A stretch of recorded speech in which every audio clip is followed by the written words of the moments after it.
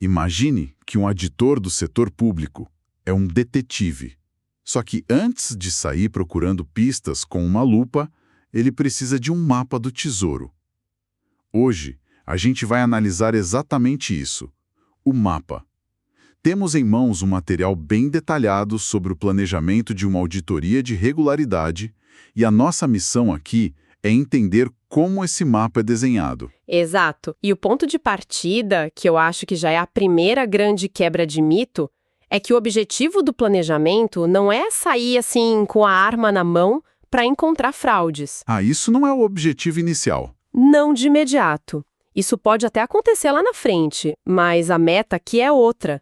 É reduzir o risco de auditoria, que é o risco de dar um veredito errado a um nível baixíssimo, quase nulo. É hora de ser inteligente, sabe? De mapear o campo de batalha antes da primeira investida. É essa fase que separa o sucesso do fracasso. E o que me chamou a atenção nesse material é justamente como ele desmistifica esse processo. Ele transforma a imagem do auditor de alguém que só aponta erros para um verdadeiro estrategista.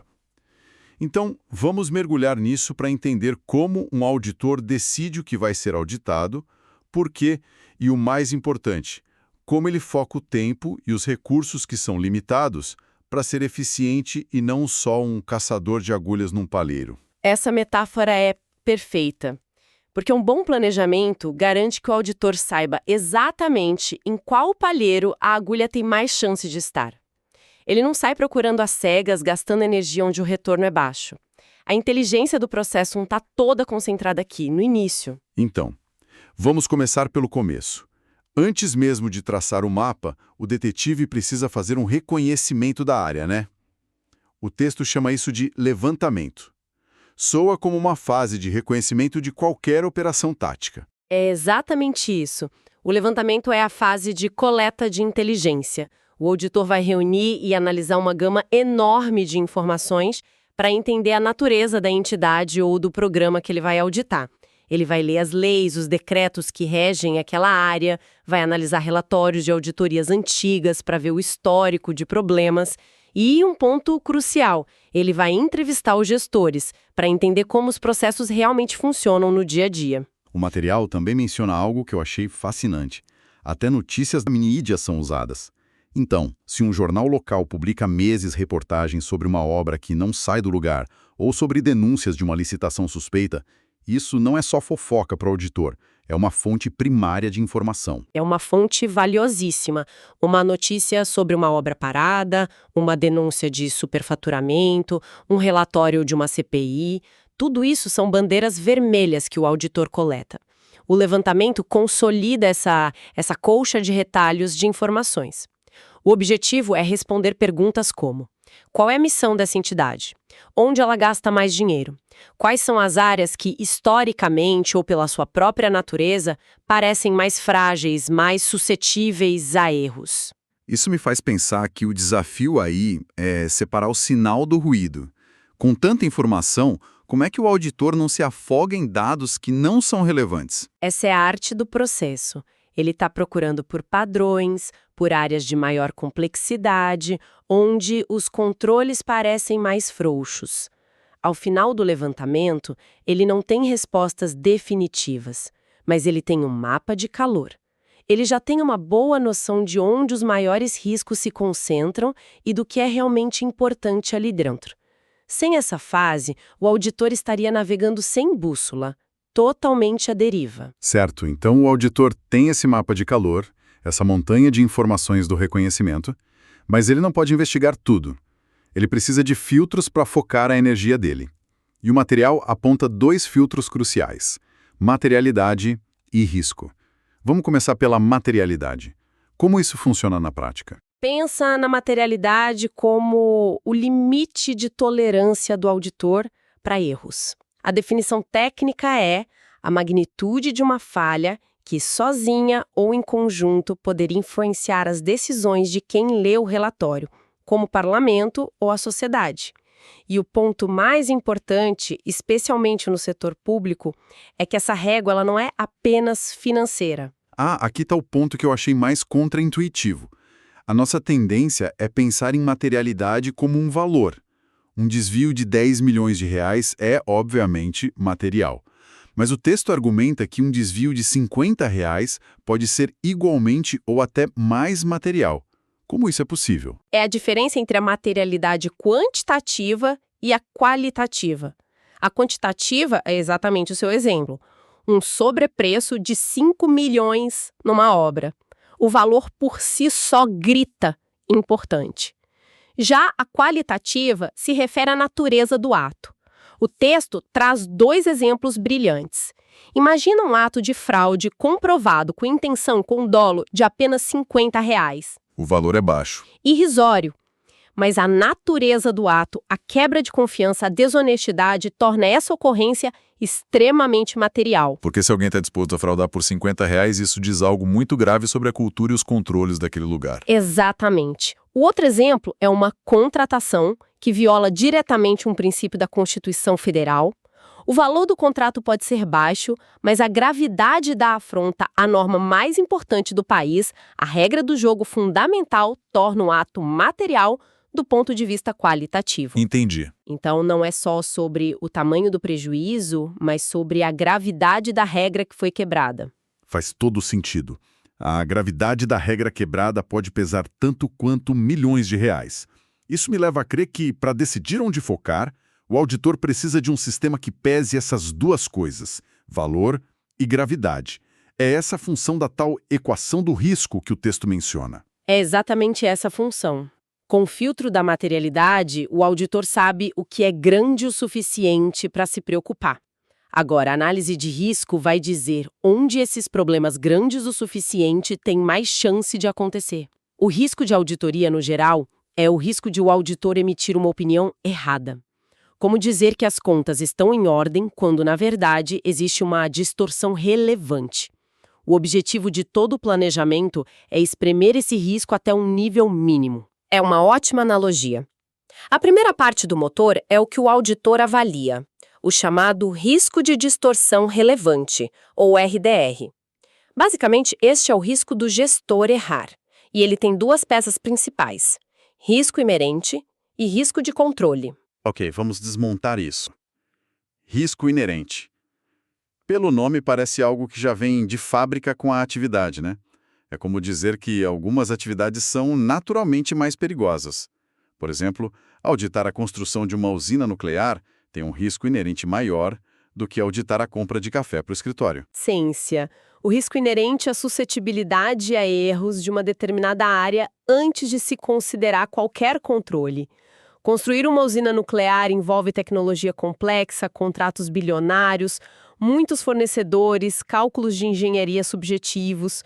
O risco de algo dar errado ali é naturalmente altíssimo. Isso é risco inerente. Entendi.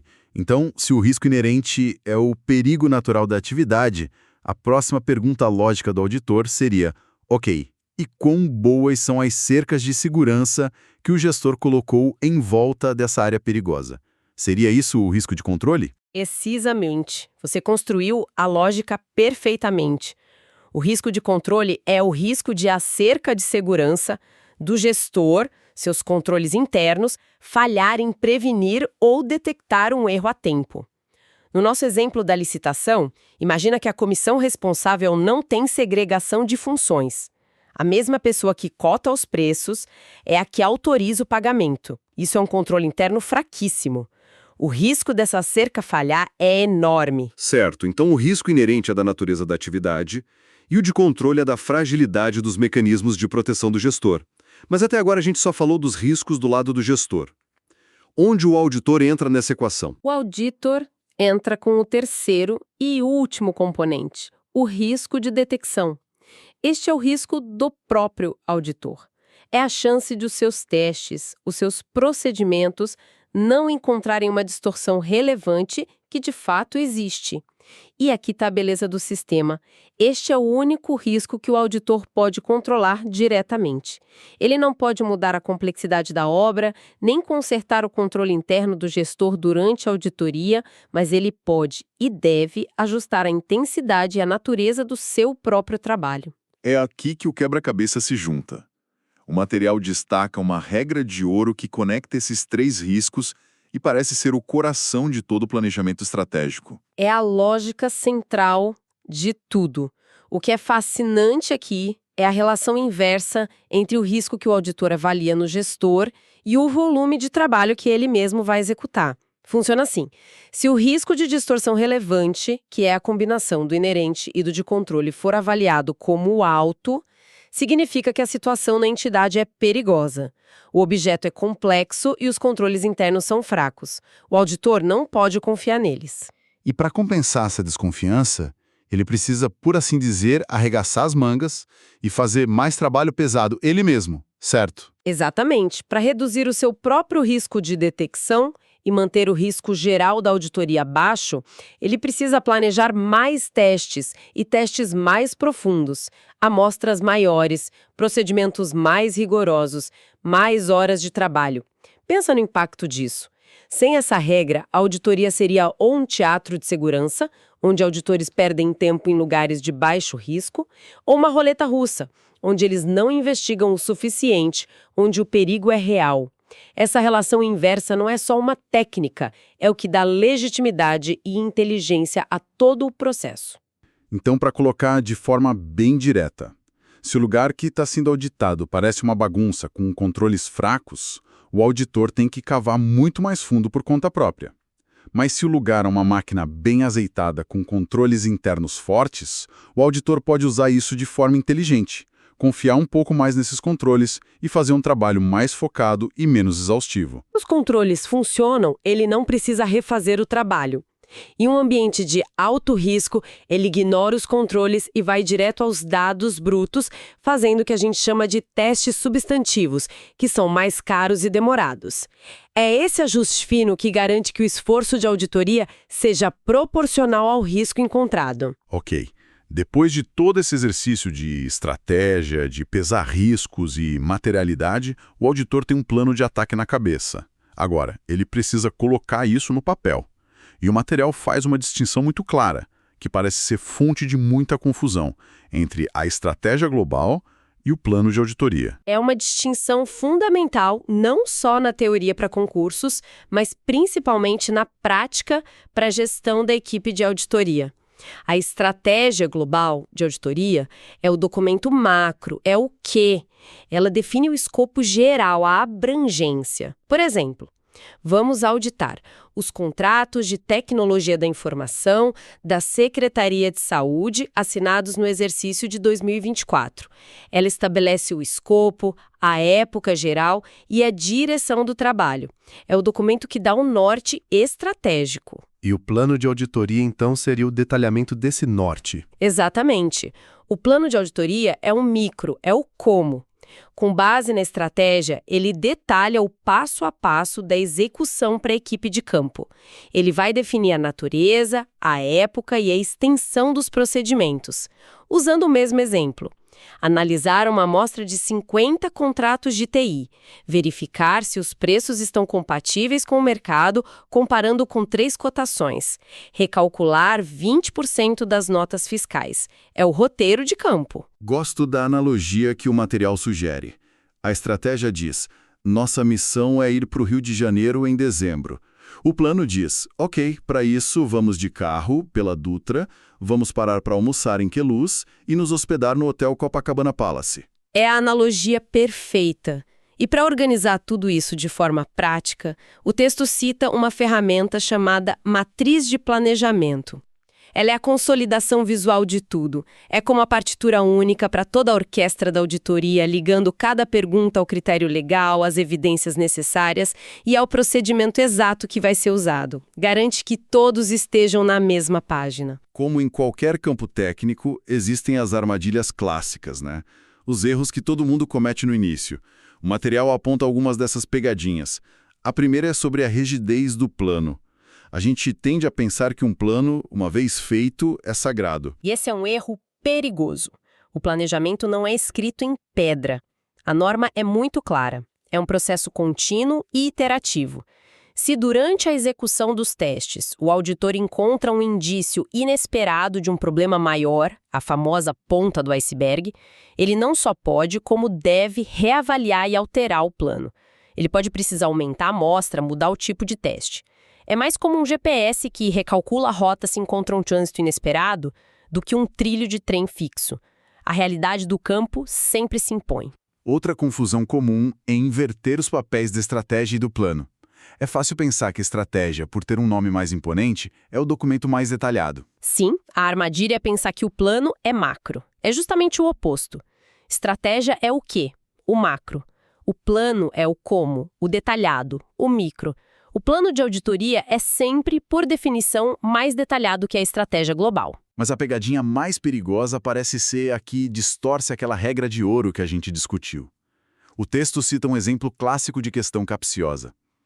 Se o risco de controle é alto, o auditor deve diminuir os testes substantivos, pois o controle do gestor já está comprometido e não há o que fazer. Parece ter uma lógica torta, mas é uma cilada. É a cilada perfeita porque inverte totalmente a lógica da compensação de riscos. Eu já vi muitos auditores iniciantes caírem nessa. A intuição pode te dizer para desistir de uma área com controles ruins, mas a técnica exige o oposto. É um daqueles momentos em que você precisa confiar no método, não no seu primeiro instinto. Se o alarme de incêndio do gestor está quebrado, ou seja, o risco de controle alto, o auditor não pode simplesmente dar de ombros. Pelo contrário, ele precisa checar manualmente cada porta e cada janela com mais frequência e mais atenção. Ou seja, ele precisa fazer mais testes substantivos, verificando os dados diretamente para compensar a total falta de confiança no controle interno. Então, o que tudo isso significa, no final das contas?